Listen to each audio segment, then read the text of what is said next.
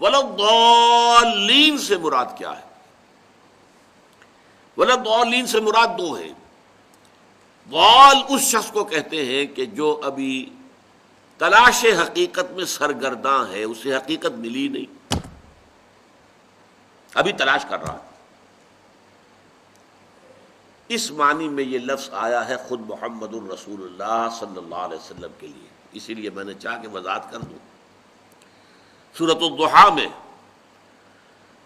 وَوَجَدَكَ ضَالًّا فَہَدَىٰ أَلَمْ يَجِدْكَ يَتِيمًا فَآوَىٰ وَوَجَدَكَ ضَالًّا فَہَدَىٰ وَوَجَدَكَ عَائِلًا فَأَغْنَىٰ۔ یہ تین آیات جو ہیں درمیانی جو ہے، اللہ نے دیکھا آپ کو اے نبی کہ آپ تلاش حق میں سرگرداں ہیں، جاننا چاہتے ہیں حقیقت کیا ہے، غار حرا میں بیٹھ کے مراقبے کر رہے ہیں۔ کان صفت و تعبدہ فی غار حرا التفکر والاعتبار، غور و فکر، سوچ بچار، فلسفیانہ سوچ، جیسے فلسفی بیٹھ کر سوچتا ہے یہ کائنات کیا ہے، اس کی حقیقت کیا ہے، اس کی کوئی ابتدا ہے یا انتہا ہے، یا یہ ہمیشہ سے ہمیشہ رہے گی، اس کا کوئی کریٹر ہے یا نہیں ہے، خود بخود بنی ہے، کریٹر ہے تو اس کی صفات کیا ہیں، اس سے ربط کا تعلق قائم کرنے کا کوئی راستہ ہے یا نہیں ہے، یہ سارے فلسفیانہ سوالات ہیں۔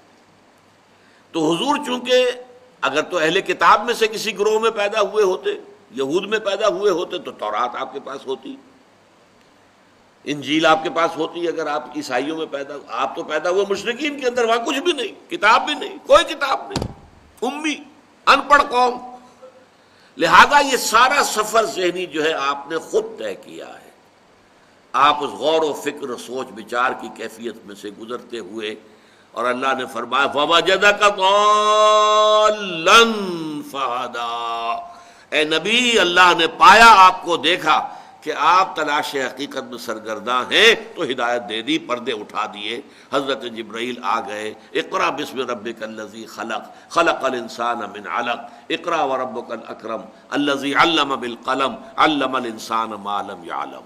اور اس کے بعد بعض روایات سے معلوم ہوتا ہے 3 سال تک حضرت اسرافیل ہمہ وقت حضور کے ساتھ رہے ہیں تعلیم دینے کے لیے۔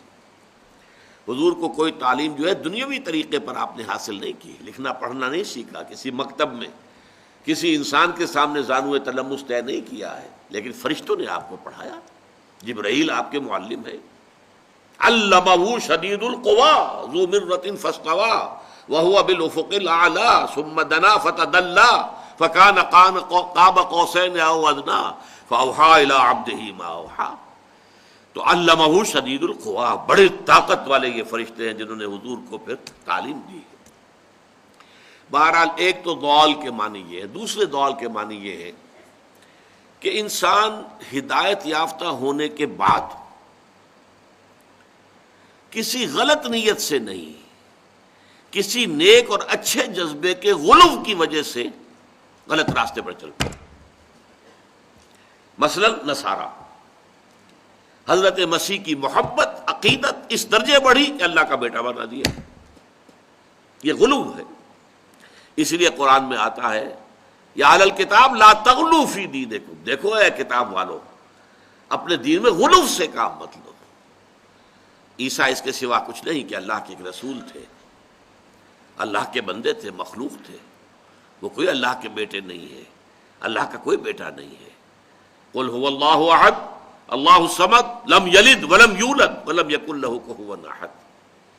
تو یہ غلو ہوتا ہے، اسی غلو کا مظاہرہ جیسا کہ میں نے حقیقت شرک کی تقریر کے دوران کہا تھا ہمارے ہاں بھی ہوا ہے۔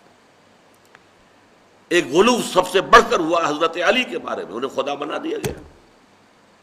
حضرت عیسیٰ کو تو خدا کا بیٹا بنایا ہے، انہیں خدا ہی بنا دیا۔ آج بھی نصیری موجود ہے دنیا کے اندر، شام کے اندر ان کی بڑی تعداد آباد ہے، نصیری شیعہ جو ہیں وہ حضرت علی کو خدا کہتے ہیں، اس میں کوئی شک نہیں۔ خود حضور کے بارے میں ہمارے ہاں عام طور پر نہیں، کسی مذہبی فرقے کے مسلمہ عقائد میں جو سرکاری عقائد ان کے ہوں آفیشل، اس میں نہیں ہے یہ بات، قطعاً نہیں ہے۔ اللہ کا شکر ہے، اللہ کا فضل ہے، اللہ کا کرم ہے۔ اللہ نے اپنے نبی کی حفاظت فرمائی ہے کہ نبی کے ساتھ ایسی کوئی بات وابستہ نہیں کی گئی، اس لیے کہ آپ آخری نبی تھے۔ پھر اصلاح کون کرتا؟ حضرت عیسیٰ کے بارے میں مبالغہ ہوا، حضرت محمد نے آ کر اصلاح کر دی۔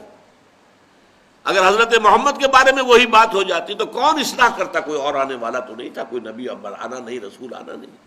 لہذا اللہ نے، حالانکہ حضور کے ایک امتی کو خدا بنانے والے پیدا ہو گئے، یا علی مدد کا نعرہ لگانے والے پیدا ہو گئے، لیکن یا محمد مدد یہ آپ کو کبھی نعرہ نہیں سنائی دے گا۔ البتہ یہ کہ نعت گویوں نے، نعت کہنے والوں نے اپنے غلو کے اندر مثلا ایسے شعر بھی کہہ دیے، وہی جو مستوی عرش تھا خدا ہو کر، اتر پڑا وہ مدینے میں مصطفیٰ ہو کر۔